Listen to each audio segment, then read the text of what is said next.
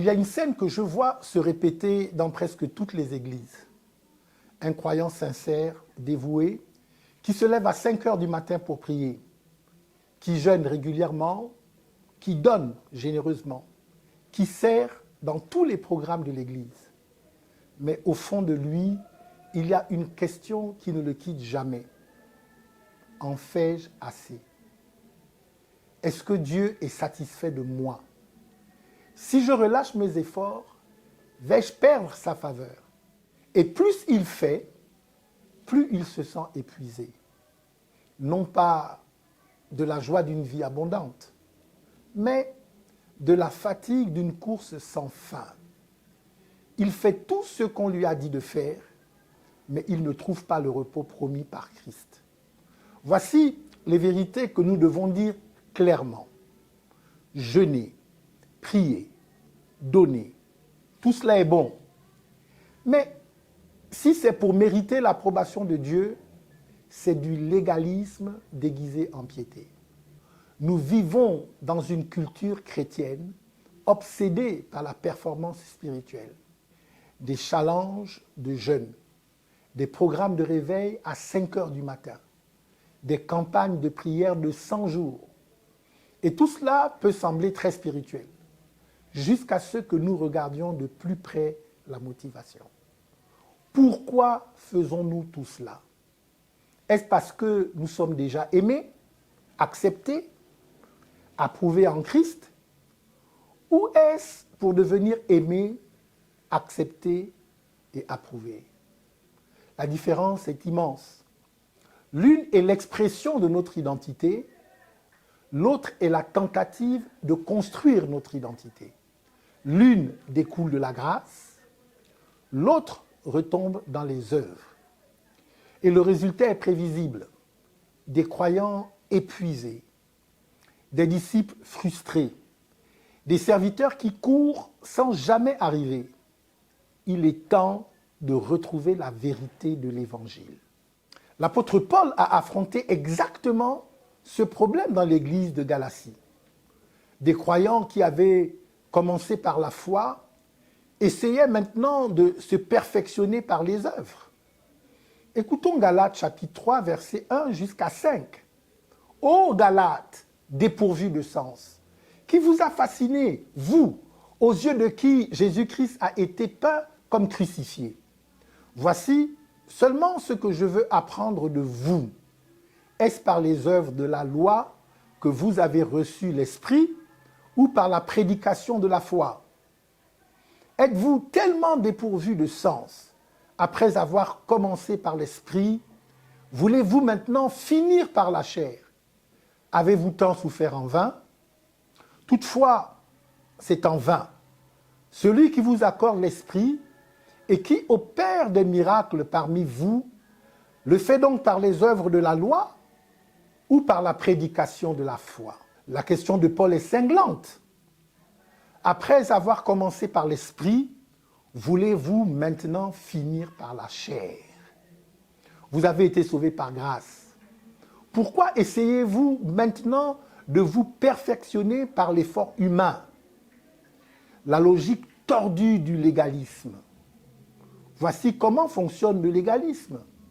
Il vous dit, oui, tu es sauvé par la grâce, mais maintenant pour rester dans la faveur de Dieu, tu dois performer, tu dois jeûner plus, tu dois prier plus longtemps, tu dois donner davantage, tu dois servir sans relâche. Et chaque fois que vous faites cela, vous sentez une petite satisfaction temporaire. Vous vous dites, aujourd'hui, Dieu est content de moi. Mais dès que vous relâchez un peu, la culpabilité revient. J'ai raté ma prière ce matin, Dieu doit être déçu. Je n'ai pas jeûné cette semaine, je perds sûrement sa faveur. C'est un cycle sans fin, un hamster spirituel qui court dans une roue. Beaucoup d'efforts, aucun progrès réel. Mais voici ce que dit l'évangile de la grâce. Vous avez été justifiés une fois pour toutes par la foi en Christ. Non pas par vos œuvres, non pas par votre performance, mais par son œuvre à lui. Romains 5, 1 dit, étant donc justifiés par la foi, nous avons la paix avec Dieu par notre Seigneur Jésus-Christ. Au passé, déjà accompli, définitif. Votre justification n'augmente pas quand vous priez plus. Elle ne diminue pas quand vous priez moins.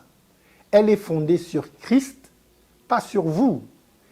Alors, quelle est la place des disciplines spirituelles? Sont-elles inutiles? Pas du tout. Mais leur fonction change complètement. Vous ne priez pas pour devenir accepté par Dieu. Vous priez parce que vous avez déjà été accepté.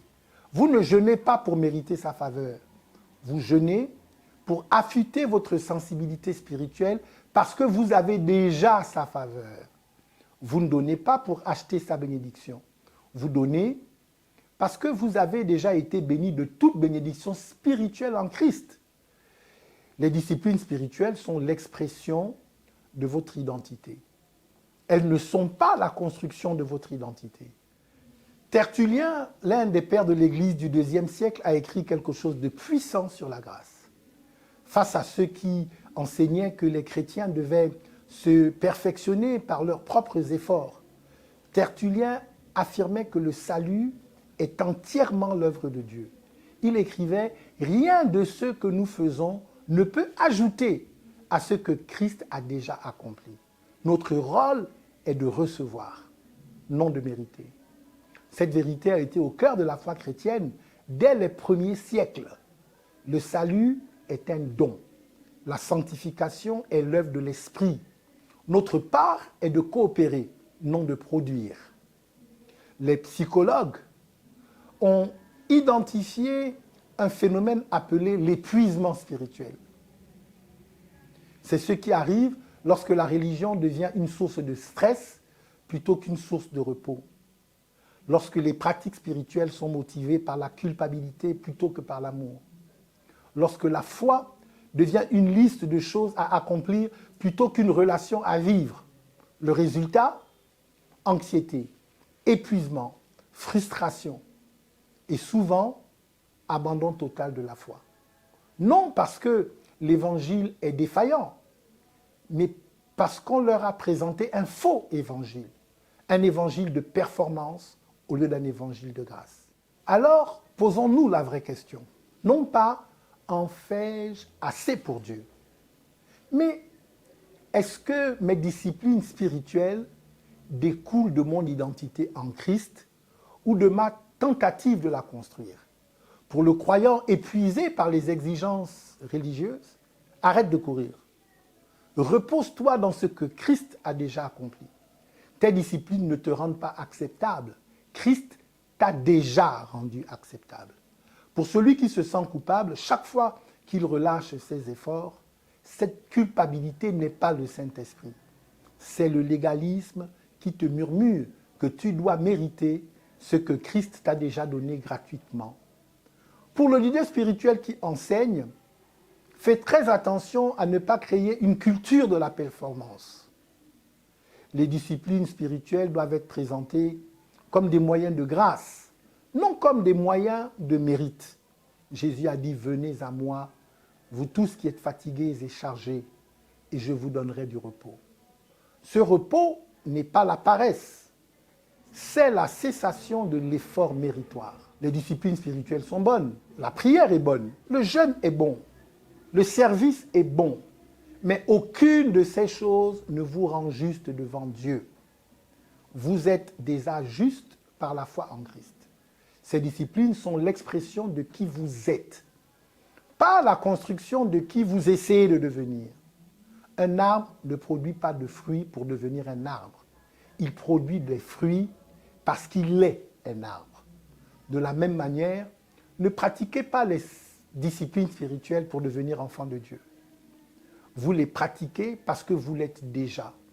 Une spiritualité fondée sur la performance finit toujours par épuiser. Mais une spiritualité fondée sur la grâce produit naturellement le fruit de l'esprit, sans effort religieux, sans course épuisante, simplement par la puissance de l'identité révélée. Parce que vous ne vivez plus pour mériter l'amour de Dieu, vous vivez depuis l'amour de Dieu. Et cette différence change tout. Vous écoutiez Perspective apostolique. Pensez le royaume pour transformer les nations.